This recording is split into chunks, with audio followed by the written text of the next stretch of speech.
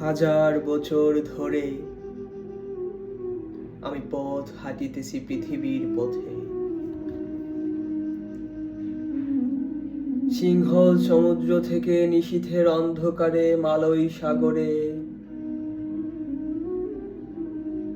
অনেক ঘুরেছি আমি।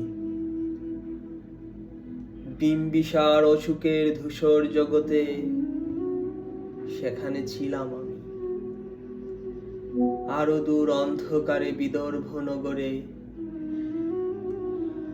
আমি ক্লান্ত প্রাণে চারিদিকে জীবনের সমুদ্র সফেন।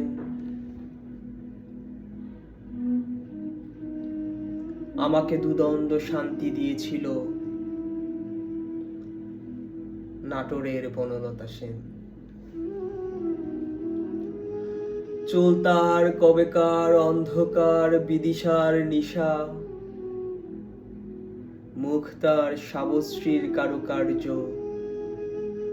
অতিদূর সমুদ্রের পর হাল ভেঙে যে নাবিক হারায় আছে দিশা। সবুজ ঘাসের দেশ যখন সে চুকে দেখে দারুচিনির দ্বীপের ভিতর, তেমনি দেখেছি তারে অন্ধকারে। বলেছে সে, এতদিন কোথায় ছিলেন? পাখির নীরের মতো চোখ তুলে নাটোরের বনলতা সেন। সমস্ত দিনের শেষে শিশিরের শব্দের মতন সন্ধ্যা আসে। ডানার রৌদ্রের গন্ধ মুছে ফেলেছি।